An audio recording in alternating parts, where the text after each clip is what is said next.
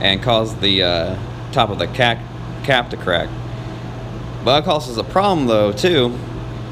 If you rehydrate some of this drier material that's kind of like peeled up in between the cracks, it'll get attacked by the green mold specifically. It's really all I ever see it when it's growing like that on it. But I could eat that one, just slice the outside of it off. The green mold usually won't penetrate the mushroom like that. I wouldn't sell this kind of mushroom, but probably eat it myself. The sclerotinia mold, however, if you catch it early enough, I've noticed that it's not too much of a problem. You can still slice it off. But let me show you some examples of what happens when it gets too far. And say you just have a little bit and you put it into storage. You can see here some right here. This actually grew up the side of the bag and then onto it and through the gills. It definitely, once it hits the gills, it spreads a bit faster, probably because there's a higher amount of moisture coming off. Something you should know too is that spores, at least oyster mushroom spores, are another food source for mold. I've actually made spore prints that were too thick and too wet, and green molds attack the spores on the print.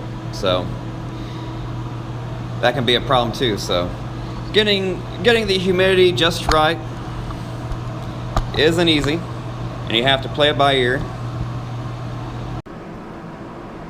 So I've been having to pretty much chop down my batches of mushrooms a day or two early, just because if I let them go longer, they are tending to get the mold crawling up the sides of them and affect the entire mushroom. You can see here on some of these that I haven't chopped down yet, like this one that just has one large mushroom growing out.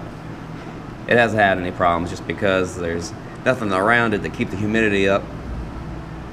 And some of these got a late start, like this one and this one. You can see where it's obviously drier on top. Some of the pins are splitting. But, you know, I don't want that to happen either. So I've been pretty much convinced that the reasons why I haven't had good pin sets in some situations in the past is because of this mold. And you can see some good examples on these bags that I have over here. Now, one of these measures that I've done to help eliminate the mold is to spread things out, kind of stagger the bags. And also, I've knocked off all the excess casing mix that was on top. So any mix that's on there is mix that's adhered with mycelium. And you can see on some of these bags, the mold really didn't get too much ahead. This one's got a good pin set going on it. But other ones, like this one, you can see where it's almost all around the outside, but in the center of it is the white mold growing throughout. Very shallow though. And other ones, you can see this one over here though, it has a really good pin set. And these are the sunflower bags, which these were sunflower bags too, but I can't even really evaluate them because of this problem. It's even caused some of these bags to only make a few pins coming off and a few large mushrooms. So by spreading it out, I'm going to get the humidity down that surrounds each block. Also too, I have the added air movement from the fans. I might even put a box fan down here to kick it up if I have to. It does look like the forecast for the weather is going to be continually rainy and very humid. It's so humid actually that I can't hardly shut the door to my house, which hasn't happened yet. So I can definitely tell it's affecting everything. Now over here, these new blocks, I haven't even put a casing mix on. I've just taken the tops of the bags off today. And I did the same procedure where I take my finger, clean finger with some alcohol, and wipe around the inside rim, get rid of all the mycelium that's crawled up the side. And that way it'll prevent any pinning off the side, which will sometimes give some weird results. Now, I've done this in the past, and perhaps one of the reasons why it didn't work out too well is because I misted them. So we'll see. Obviously, you can tell some of these bags still have a lot of the sawdust mixture on the top, where it was coating the inside of the bag, dried out. And then when I took the tops of the bags off, it fell in the center. But hopefully that'll colonize up. And also the reason too, that's why the mold gets the center first, is because of that. So I'm going to give it a few days and see how these new pins progress, where I've knocked the casing mix off. Hopefully the mold will stay put. And then some of these other mushrooms where it's already got a little ahead, hopefully it won't progress anymore too. I have my humidity still set at 60%, but it hasn't dropped near that. It still says it's over 90% down here, which is just too high. Another measure I've taken is to put my portable air conditioner up on some milk crates, you can see, and then a drip pan behind it, so it can catch all the water. You can see it actually produces quite a bit of water that would usually just pour out in front and evaporate. You got where you turn to the humidity of the room. So this is going to act like a dehumidifier and pull a lot of the water out too. So hopefully that'll get it down. Well, it looks like the measure I took to knock the excess vermiculite off the top worked in some cases and didn't work in others. These ones over here, if you remember, had pins going on them that are about 2 inches tall or so. Well, where I knocked the vermiculite that had the sclerotinia mycelium growing through it, it kind of like fell over all the pins as it came off of it, and yeah, that kind of just spread it all over. So that definitely didn't work.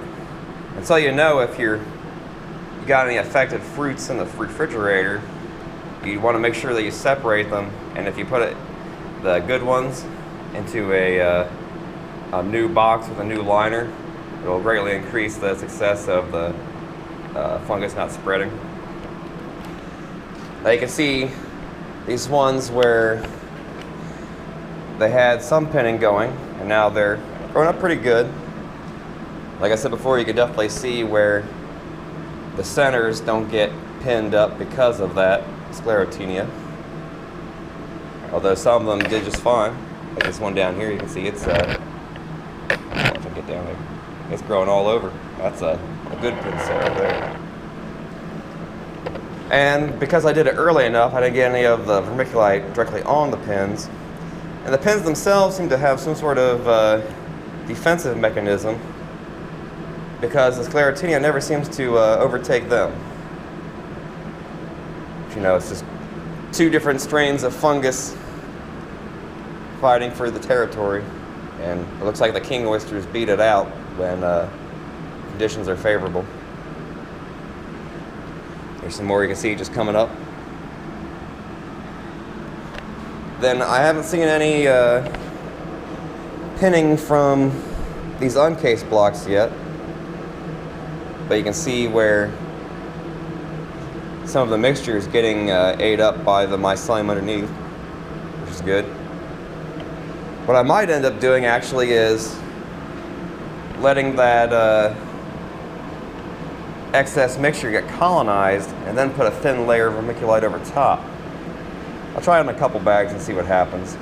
And also too, the next set of bags I put down here, I'm just going to put a very thin layer of vermiculite, probably about the same thickness of these ones that I knocked the excess off. So just a little bit. The surface would still be pretty open, but hopefully that'll allow enough moisture in reserve from the casing to create a good pin set, and not allow the mold to get it closed up enough underneath the casing mix to germinate. see a really good pinner over here.